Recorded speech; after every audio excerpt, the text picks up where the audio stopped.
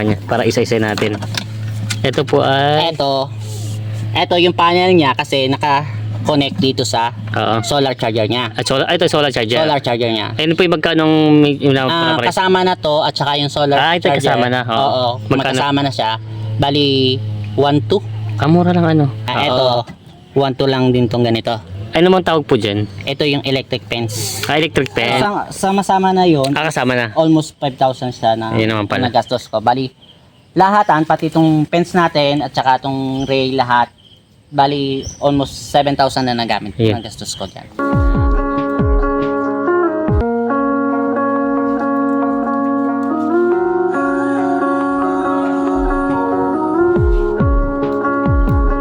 Magandang araw mga Talongs TV. Tayo po ngayon ay pumunta dito sa Barangay Bukal, Chaong, Quezon. At ngayon po ay naimbitan tayo dito para magtanong ng ilang impormasyon lalong sa pag-aalaga ng kambing. At syempre yung pinakamaganda pong napunta natin dito, pagtatanong natin dito yung paggagamit nila ng electrical fence po na ano.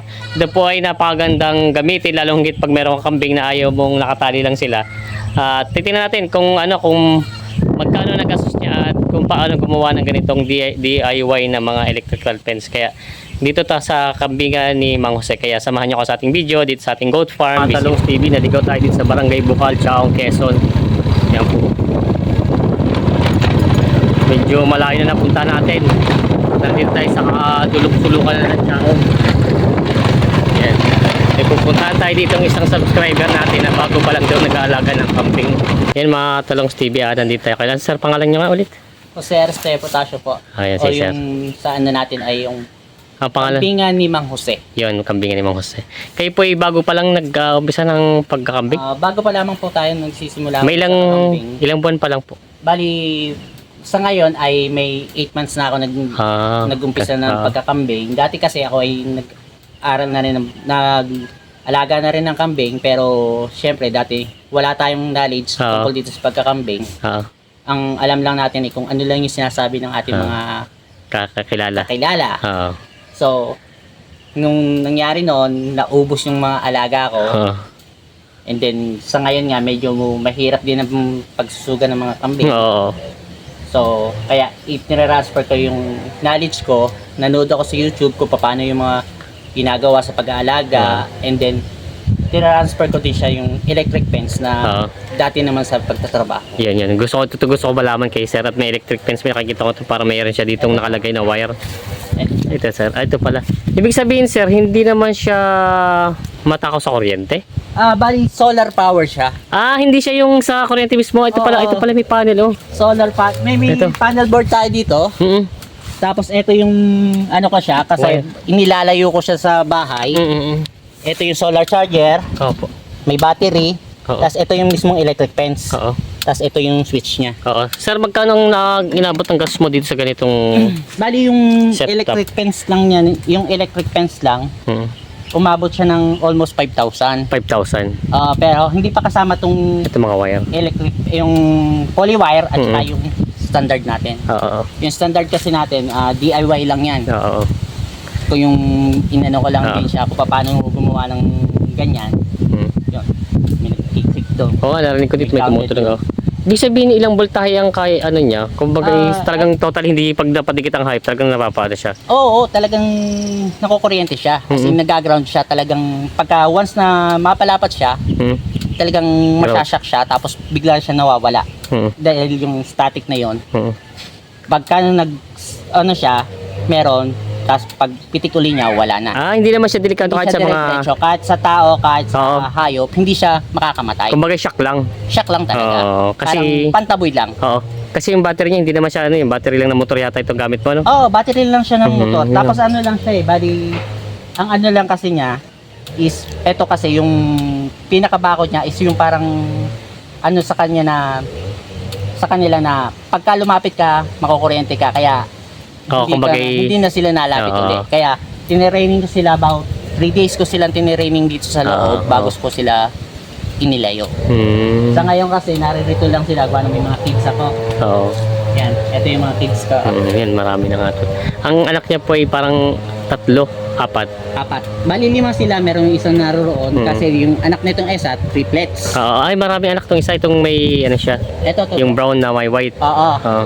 Kaso ano siya, yung mahina yung isa, narinig lang siya sa tabi dyan. Yun, natulog siya. Malimit siya nakahiga pero binabattle feeding ko siya. Oo. Kasi itong dalawa, tigisa lang. Itong isang brown na to, tapos may isa pa dyan brown. Oo. Tapos itong brown na to naman, naagasan yan eh. Oo, ito pala yung back. Oo. Sabihin itong mga lahi pala ng mga kambing nyo, yung mga upgraded na siya, no? Updated lang siya. Mm-hmm.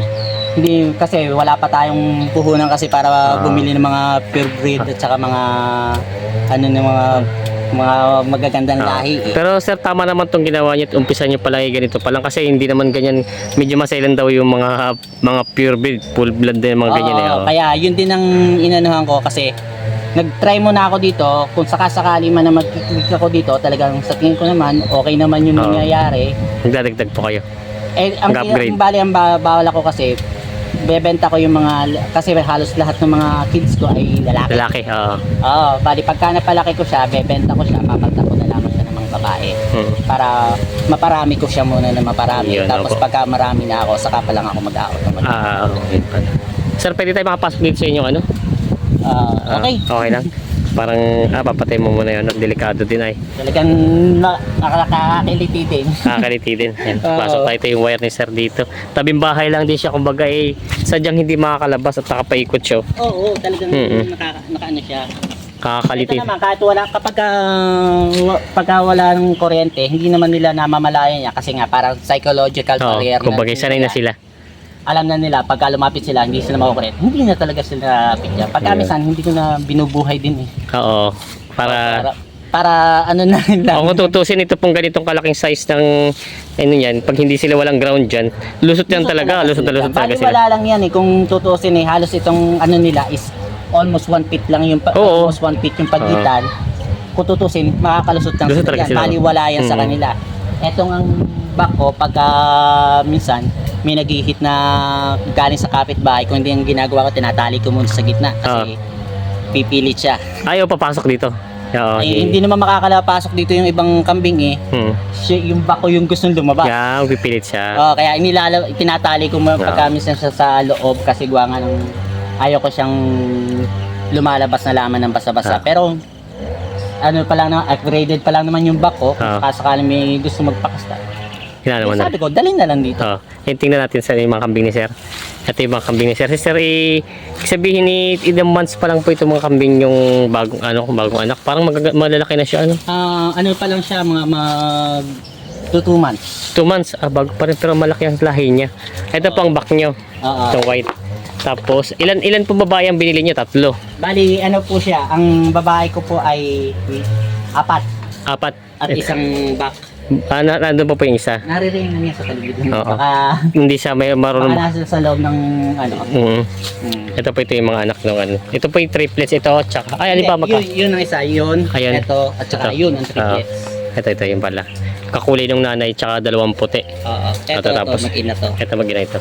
Mga ano siya, mga upgraded na lahi ng mga kambing ni sir dito.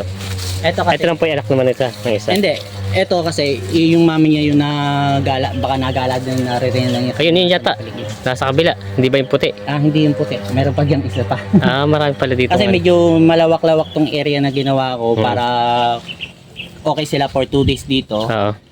Para hindi ko kasi sinasagad yung kain nila ng damo kasi pagka sinasagad mo yan, may mga halaman sa tabihan tayo.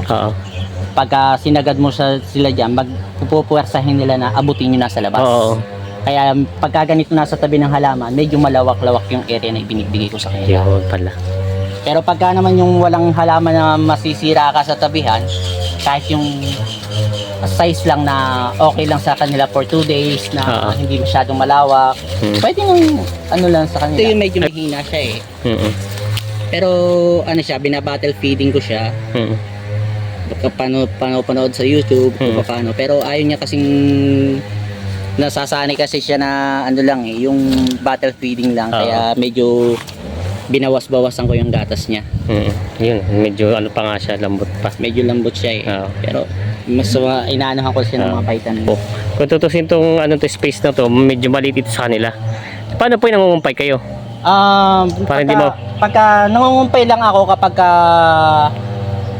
sa tingin ko ay maghapon yung ulan.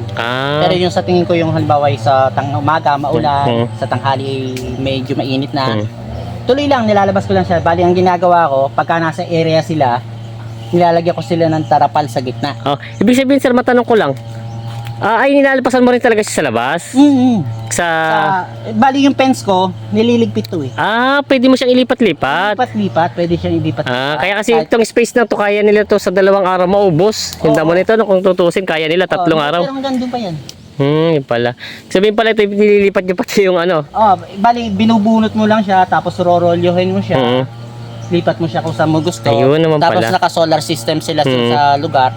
Kahit maghapon mo siyang nasa sa area sila, hindi ka matatakot na Lalabas. makakalayo sila o kaya naman mabibigti. Yan katulad nun. Kasi wala namang mga ano. Dahil dito kasi ang kalimitan na kinamamatay din ng kambing is bigti. Oo. Pag yung nakatali. Kasi Ito na may mga alpas. nakakaligtaan, yun. Yun ang isa sa prevention din ng electric fence na ginamit ko. Sir, matanong ko lang, ilang buwan na kayo, may isang taon na rin kayo nagkakambing?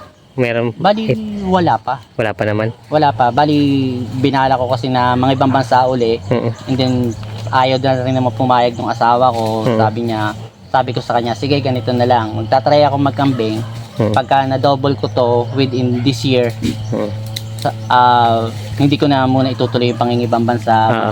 Magpa-focus muna ako dito sa kambing. Wala pa isang taon, na-double ko na. Kumbaga, sa inyong approve talaga siya na pagkakakitaan talaga siya? Oo, ma-approve talaga. Mapapagkakita mo talaga siya. Pero sa ngayon talaga, wala pa akong kinikita kasi syempre, bago pa lang. nagpaparami pa rin ako ng aking mga inahin bago ako magpaganda ng aking lahi. And matanong ko lang, sir, ibig sabihin, isa pakain mo, wala ka namang iba pinagkagason, kumbaga nagpipids ka, hindi wala na. Damo lang talaga siya. Damo lang talaga Yun. tubig. Oo, Dahil kasi pagka sasanayin mo sila na may feed sa kanila, paano kung wala kang pera? Yun. Di ba? Tapos sanay sila na may feeds, tapos hindi sila nagpakabusog sa area nila. Pag uwi nila ng bahay, maghahanap sila ng pagkain pa uli sa bahay. So, kailangan mag-concern care ka. Pero kung ganito naman, na hindi sila talaga sanay sa feeds, damo tubig lang, pagkakarating nila ng bahay, pahinga na lang sila.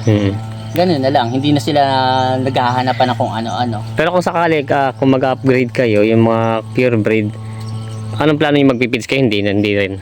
So, sa tingin ko, depende kasi yan sa makukuha mong, kasi sa panonood ko, pwedeng pagka yung makukuha mo ay sanay na sa feeds, so kailangan mo pa rin ng transition period bago mo sila masanay na. Kumbaga, aawatin mo rin siya. Aawatin mo sila para masanay sila na purong damo na lang yung kakainin nila. Kasi pagka feeds ang ibibigay mo sa kambing, magaganda nga yung kambing, pero iba yung nutrition na nakukuha talaga nila sa damo talaga.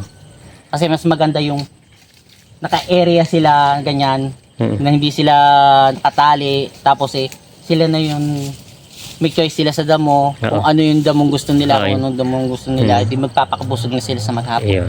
Kaya hindi sige na ako nagpapakain ng feeds. Yan, sir, pwede ko po makita yung ginawa niyong kulungan ng sabi dating kubo ito na transfer niya ng ng kulungan nila. Ito yung mga kambing na sir. Pwede maging abono. Tatry ko nga yan gawing abono. Yan pong pinakamagandang abono at yan yung natural. Puro damo. Ito yung kulungan ng, ito yung dating kubo po, Ito yung dating bahay. Bahay siya. Bali, luma, na naman siya, medyo mag-ano na siya. So, gini-style ko lang siya na ganito kasi pag may mga bisiro, inaagaw yung pati yung ibang inahin ay stress dahil inaanuhan nila. Tulad ng aking triplets, pati yung ibang inahin gusto nilang makadede sila. So, nilagyan ko sila ng hati-hati na ganyan. Division. Kaya sir, sige, okay na. Ito po yung ginawan sir. Simple lang, kung bagay talagang hindi mo na kailangan gumastos ng malaki. May kanya-kanya silang kulungan mga baka. Dati kasi may alaga akong baboy. Naging suportorero ako ng 32 heads. Kaya. Kaya sabi ko talaga mahirap ka ako na isa lang yung inaasahan mo. So, talagang yung 32 heads na yon napalibing lahat talaga. So, tinatry ko muna yung kambing kasi Kumbaga ito mas maganda at hindi kumbaga yung mga sakit niya. Hindi, wala po nagkasakit naman, wala naman pa. wala. Ayun. Kasi every morning tinitingnan ko, first thing is yung sa nakikita ko nila is yung tayo ng mga kakambing, kung kumusta ba sila, kung masasaya ba sila, kung maliliksi ba sila, tapos tinitingnan ko rin kasi yung dumi nila. Yun. Kasi kalimitan kasi yung dumi nila pagka malambot o basag, eh inaano ko agad is kalimitan naman kasi ang ginagamit ko lang is yung herbal din na gamot. Anong gamot po? Kalimitan pagkabasag ang dumi is yung dahon ng langka, dahon ng saging, saka dahon ng kainito. Anong gagawin niyo po yun? Bali, sineseparate ko muna siya sa kasamahan nila, nakarito lang siya. Kinukumpayan ko lang siya nung tatlong dahon na yun. Yun ang pinapakain niyo. Siya lang pinapakain ko. Tapos pagka ano talaga, kalimitan naman kasi pagka once na nakakain na sila ng ano na yun ng maghapon, kinabukasan maganda na ulit. Ayun, yun na pala.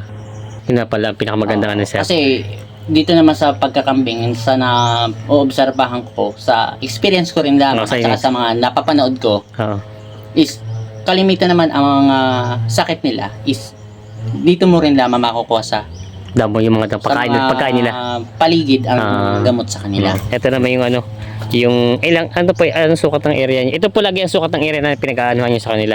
Hindi, meron pagkamisan depende yung inaano ko lamang siya kung gaano lang yung area na kakainin nila for 2 days bago ko ilipat uli yung pens. Kasi movable naman to, so every other day ako naglilipat kasi pagka every day ka maglilipat, ligpit pagod na trabaho din po. Trabaho. Yan si sir. Yan, maraming salamat sir. At talagang si sir kahit baguhan pa lang marami tayong natutunan. Pero ito ang pinakamalaga sa akin na gusto ko malaman kasi maraming nahihirap sa pagkakambing. Kasi ang kambing daw mahirap din nakatalit, kakaawa din daw at hindi makaikot. Ito ang pinakamaganda oh.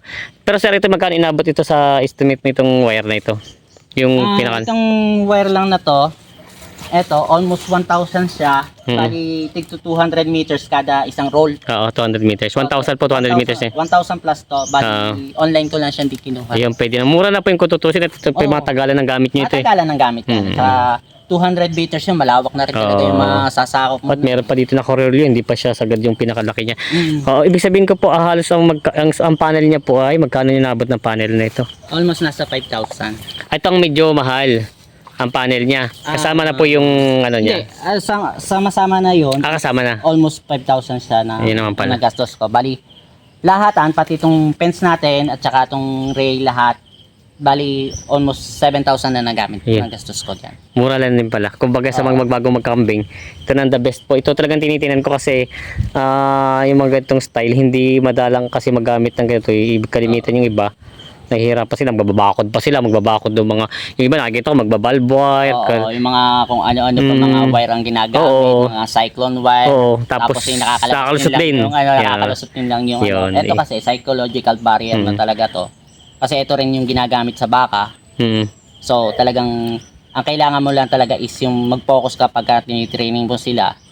Pagka na-training mo sila, alam na nila na may kuryente yan, hindi na sila lalapit yan. Kasi po ito pati isang gastos na lang. Ang tinanong ko sa inyo, nakita ko to sa post niyo kasi sabi ko parang magastos siya sa kuryente. Ang kagandahan nito, ito may panel si sir, tapos may battery dito, solar lang siya. Kumbaga wala ka ng problema. Kasi yun, tuloy karga siya, karga ng karga. Tsaka yung iba, sabi nila, paano daw pagkain nila yung kambing, kaya nga naka-solar Kumbaga ito, ginilagay ni sir, nagbukas siya ng container, tapos nandun sa loob. In case na pagka umulan, hindi rin mababasa yung equipment. Ito lang talagang kahit na mabasa mga arawan niya, okay lang yan. So, hindi siya nasisira. Yun ang purpose ko, but ito rin ang ano ko, sa takasambing sa totoo lang, magaganda yung mga nakuha natin mga napapanood sir. Pero talagang pinunta ko talaga dito kung paano ganito. Ito kasi ang pinakamahalaga dito kasi ito wala pa ako nakikita na pinunta natin nagkakambing na gumagamit ng ganito. Kalimitan yung mga bakod talaga gumagastos sila ng mga... gumagastos talaga ng mga libo-libo sa mga bakod. Dito naman kasi sa area ko is hindi akin yung lupa. Ang area talaga namin is about 1 kilometer mula dito sa bahay namin. Pero nadadala ko rin din yung kambing. Hindi naman ako po pwede mag-permanent dito ng kaya ano lang siya. Yung maganda dito naka-roll na siya. Bali 30 minutes lang siya na i-set up. Tapos na. Okay na. Okay na. Basta Pwede ka na siguraduhin mo lamang na yung fence sukat mo is wala siyang nakakalapat na damo para may iwas ang ground. para iwas ng grounded kasi pagka nag-ground siya, yung ano siya, Mare-recharge. nahina yung kuryente niya. na nadaloy sa Madi-discharge wire. siya. Oo. Oo. Pagka humina yung dumadaloy sa wire, masasanay yung kambing na, ba't teka, kaya ko na tong i-push-push na to. Pagka sa dadaan na yan, mausisa mo, nasa labas na yun. Yun pala. Kaya sinasanay ko sila na talagang walang nakalapat na damo. Yun yung pinaka sir. Kasi nga yung katulad yung mga sariwa yun, talagang pag yan nag-ground talaga yan. Oo, talagang pagka umano yan, talagang tulad nung kanina doon, merong Tatunog-tunog. merong sumabit lang doon na talagang pagka once na sumabit yon, lumalagitik talaga. Ibig sabihin yung ground niya napunta lang sa lupa. Ito po tinignan ko sir din ito pati kasi ito automatic bakal ito Pag napadikit ito dito sigurado kaya nilagyan ni sir ginawa niya. Ginawa ko ng hose. DIY lang siya. Kasi yung sa baka kasi is yung ganito lang siya na hanggang na wala nito. Diretso lang siya tapos naka-nut lang siya dito tapos meron din siyang ding hose. Kasi nung sa trabaho ko ganun lang. So ang ginawa ko pinalagyan ko siya ng 3, 4. Kasi maliit ang kambing kumpara sa baka. Kasi mas maliit ang kambing. Bukod sa mas maliit yung kambing, kasi talagang kailangan, yung kambing naman kasi tumatalon yan. Oo, yun na nga. Kaya medyo mataas yung ano niya. Kaya sabi ko kailangan medyo ano siya.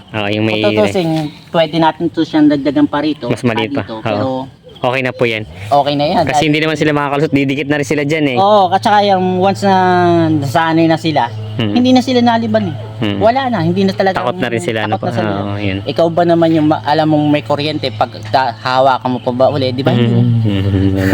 Yan si sir.